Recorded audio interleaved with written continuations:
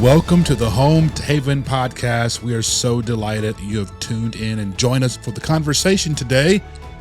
This is your home for faith-filled content to help you communicate in your relationship. We are Terrell and Jen Turner.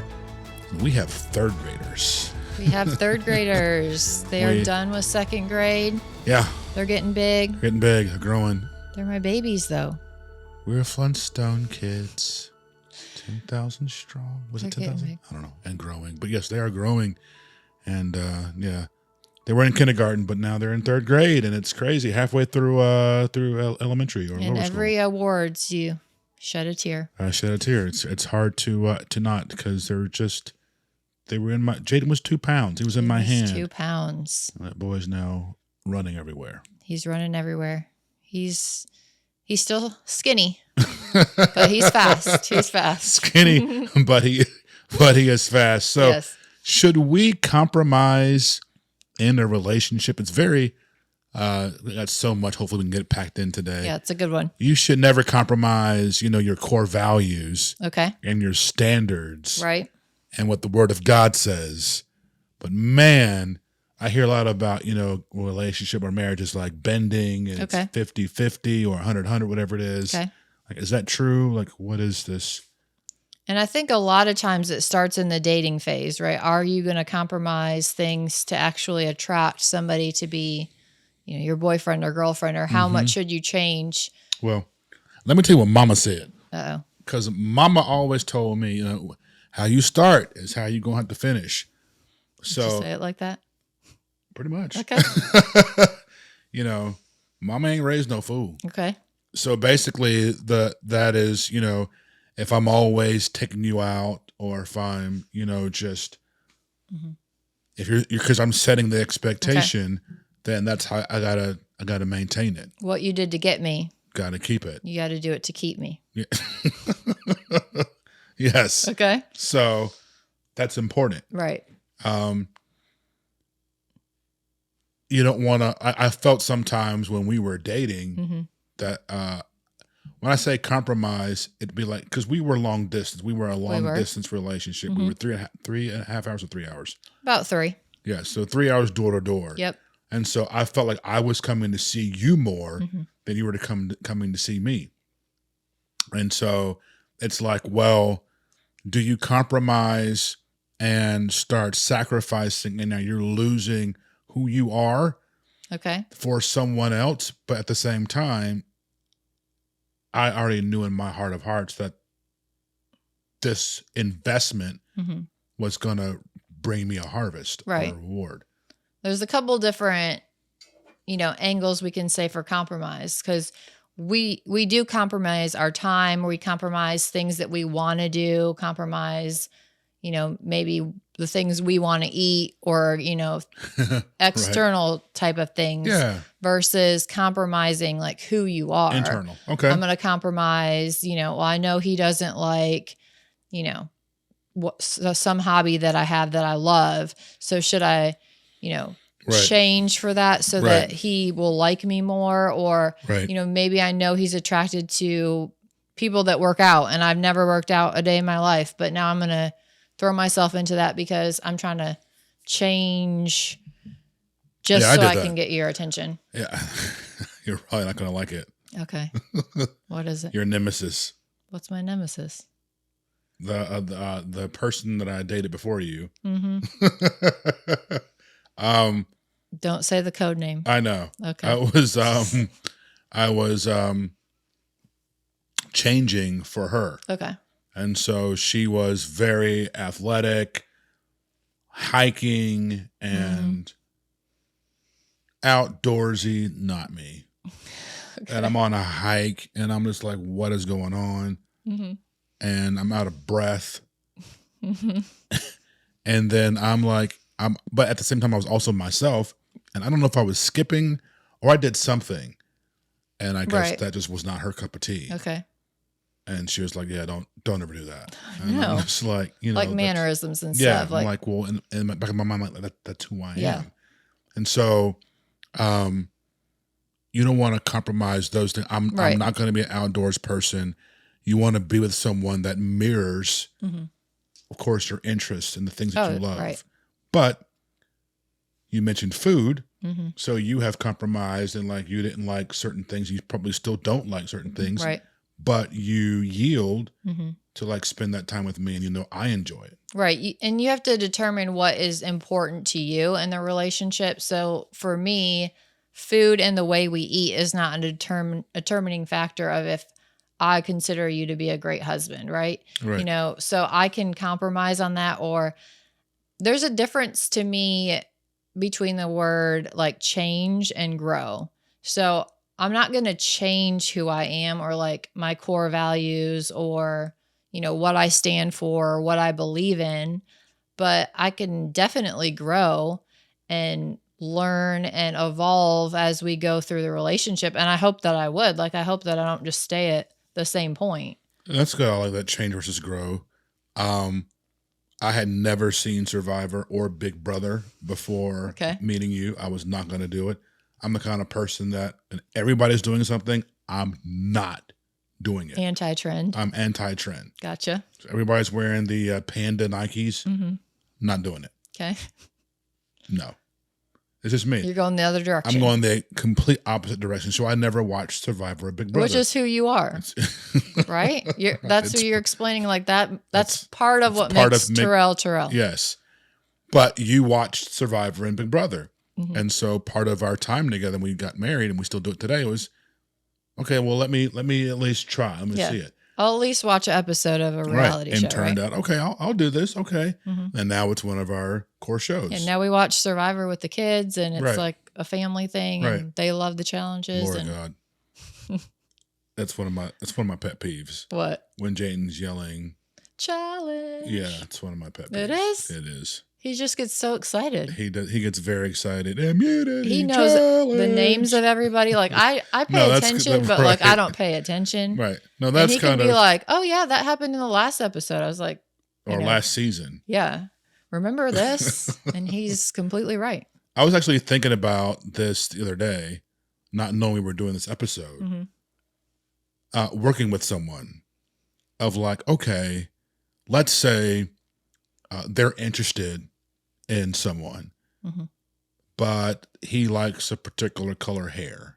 Yes. Or a hairstyle. Yes. Does the girl do that hairstyle because he likes the way that hairstyle is? Or does she like, no, I'm going to be me, I'm going to do me?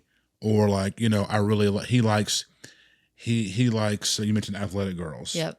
So everyone's wearing leggings and sweatshirts or hoodies, and he likes mini skirts and I'm just throwing stuff out there.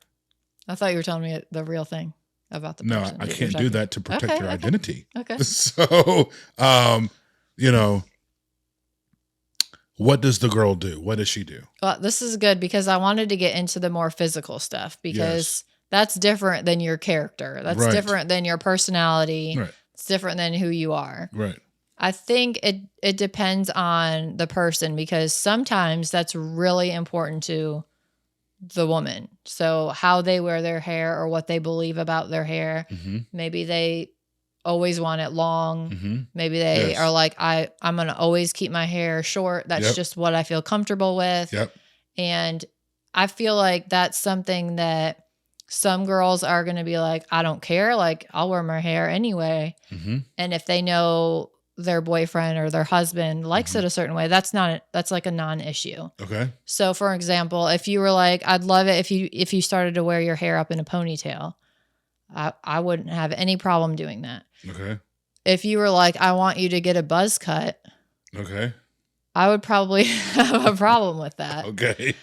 And I feel like at that point, are they already in a relationship or he's trying to think about if he wants to be in a relationship? Because once you're already in the relationship, that's something you should be able to talk through. Like, hey, I want you to shave your head. They're like, well, this is why I wouldn't want to do that. Versus, I'm just so curious. Like, well, how would you express the problem? Well, first of all, I'd be like, why are you asking me to do that? Right. Or like, and I do want to know. Like, I just want to see in the buzz cut. I just think that'd be awesome. And then we need to talk through that realistically. Or like your nails. I like when your nails are done. It's a very good example, real life scenario. And I don't like long nails, and I don't honestly really like nail polish. And I know it's very on trend. Okay. And so it's very like the in thing to do. Mm-hmm. But because I know you like seeing my nails with color, like I will do that effort. Is that something that you should do? Because the 2024 woman's probably not doing that. Well, why would you say they're not? Because they just... I don't know. I'm just, I don't know. The trending, or at least the pushing narrative is that I'm an independent woman. I do what I want. It's my body. You cannot tell me what to do. I will decide what you get and what you don't get, and be grateful for what you do get. Well, I think if you're single, that's that's fine. I was going to say, if you're single, that's probably why you're single. True. That is probably why.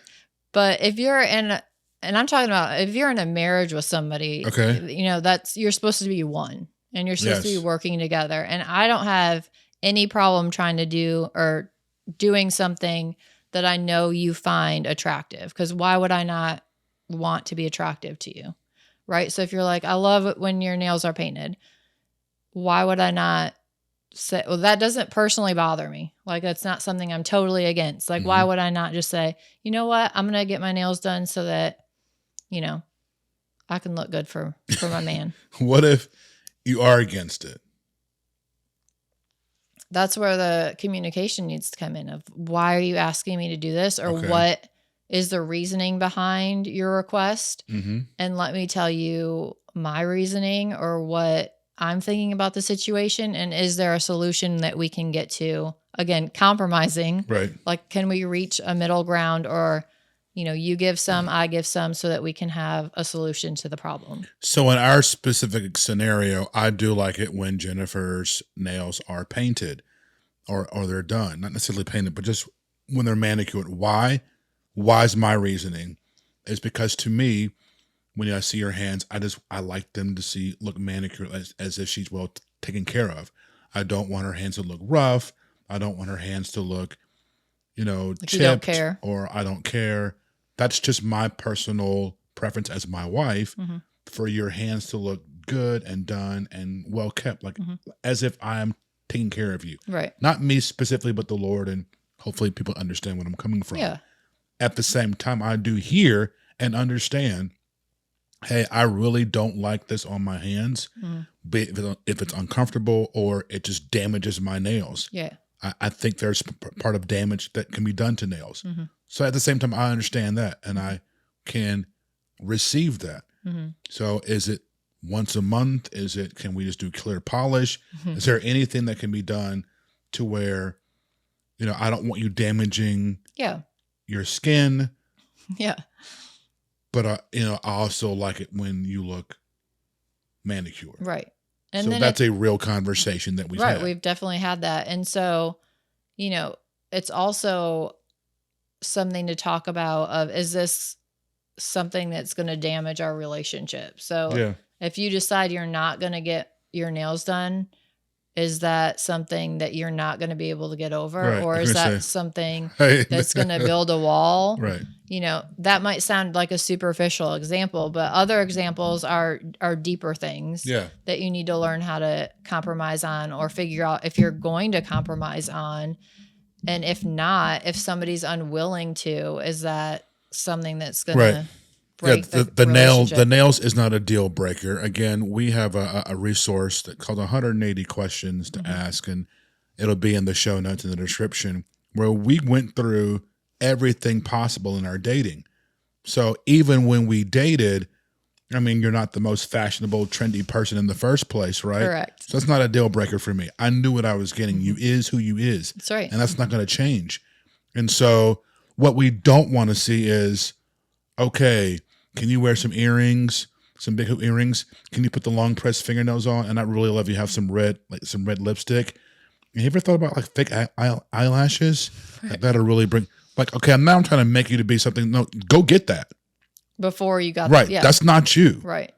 Okay, so go get the girl who has the long hair. This is before you're married, right? Not like when you're married, don't go get somebody else. But yes, that's why it's so important to be yourself, because they need to know what they're getting and you need to know what you're getting. Right. And then once you're in that relationship, you should hopefully have gotten what you expected. That, I think, is one of the fundamental issues is because we may have done, I want him to like me, so I'm going to change this, or I'm not going to eat as much the first date, or I'm not going to say this, and we're not being our authentic selves. And you can only do that for so long. Right. And maybe you guys got married and it's 2 years, 3, 4, 5 years down the road and you're unhappy because you're not being who you are. Right. And you're forcing it. And it's not your authentic self. And then you start being your authentic self. And then all of a sudden, well, I don't like that. Right. Yeah. But it goes back to you never were who you were 5 years ago. Right. Now, if you do find yourself and you're already there, you're already married, we're not saying go find somebody else at that point. Right. But that's what we teach here is all those communication tips and those questions you can ask to really work through those things, work through the walls that might be built so that you can start really communicating right to understand the other person and really be intentful in building up the relationship that you were hoping for. Always, if you're listening to this and you are single, I cannot tell you enough, be yourself and be confident in that because the Lord has someone for you who is going to love you 100%. And you don't have to, well, I'll be less, I'll die down the jokes. So there's going to be someone who loves your sarcasm. Right. Right? There's going to be someone who loves how your laugh. Yeah. I'm scared to laugh because sometimes I snort, and there's going to be someone who loves that. Yeah. Someone that loves all those questions you're asking. Right. That was my thing. Yeah. And I try to change that or I always felt like, the nice guy never gets the girl. I got to be a-hole. And that's not me. Right. And that's not true. I'm just saying, that was a lie the enemy was trying to feed me. Another area of compromise is, sharing responsibilities. Today I took the kids to get their hairs. Hey, you go do this work part. I'll go get their haircuts. Right. Hey, I don't like doing laundry. I'll cook. Okay, well, I'm going to do the dishes. Well, sometimes we'll do the dishes together. I'll put the stuff in the trash, rake all the plates off. You're putting them in the dishwasher. Right. We're compromising. We're doing this together. Right. Because we are a team. Right. And that's something that's important so that one person isn't feeling overloaded, right, overwhelmed by life's demands. Absolutely. So you can compromise on just shared responsibilities. Should you compromise or change if your partner wants you to, like, say how you spend your time or who you spend your time with? Should they be able to speak into what you're doing? Absolutely. 100%. You're my spouse. You're my wife. You have that right to speak into my life. So I think that would trigger a lot of people. If somebody was like, you know what, I'm not feeling, that friend you're hanging out with a lot. I would rather you spend more time at home or spend some time by yourself. I'd rather you not go hang out with so-and-so and watch the game or whatever. So the defense is going to be, why? Who you tell me? Exactly. They were here before, okay. For me, especially with a female, I'll trust you judgment, say like, I don't, I'm not feeling so-and-so. Well, you have much greater female intuition than I do. Okay. Your radar is on point. Mine is not. So there's safety in you coming to me and say, babe, I think you might want to be careful with right, Senorita over there. And hopefully you can trust your partner enough to know they're not saying that for any, undue reason or any ulterior or you're just motive. Being jealous, or are you, and then on the other part, I don't need to be playing that down. Yeah. Don't play down that relationship and then try to deflect and blame, or you're being jealous. No, her radar is going off and she's calling you out. So stop it. Yeah. And then there's some other more significant topics of, do you compromise on, how we spend, I was going to say how we spend our money, but a lot of people don't even consider. It's a whole nother podcast series. Right. But the deeper things, like if you're compromising on, maybe you want it a certain way and the other person doesn't. That's what makes a marriage, is being able to find that middle ground and work together. Yes. Talking through those things again, what is most important to you? Is it a deal breaker? Right, absolutely. And communicating, hey, this really is a deal breaker for me, or this really is important to me. Okay, this really isn't as big or major in my life. You should be able to speak into one another's life. I should be able to speak into your life, and you honor that and receive that. And you should be able to speak into my life, and I honor that and I receive that. Right. Because I'm here for your good and you're here for my good. So therefore we treat one another that way. Right. We should be speaking and holding one another accountable in our lives. Right. It shouldn't be a one-way street of one person deciding how everything goes. It needs to be a two-way street of let's let each person have a voice, each person be heard and understood. And that's what makes a relationship a relationship. It is. Are you compromising? Please let us know. Send a comment in the comment section. We'd love to know, what are you compromising? Do you agree that you should compromise, or should you be your, I heard this one, be my authentic self. Okay. Speak your truth and stick with it. Right. Yeah. How you feel about that? Tell us what you think about that. Tell us what you think. Let us know. And we hope we got something from it. We did mention the resource of 180 questions. That is an investment you can do with Oak Haven Company.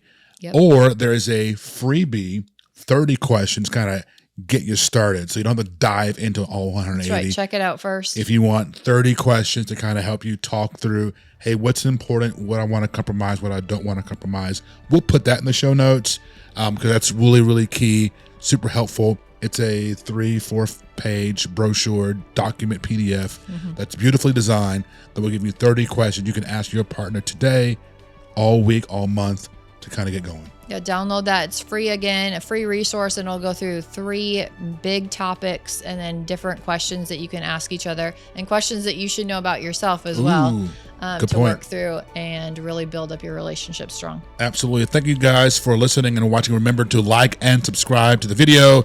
Also rate the podcast. Help us reach more people just like yourself who can use faith-filled content to communicate in their relationship. Thank you so much for listening and watching. We'll see you next week. And remember, wisdom builds the house.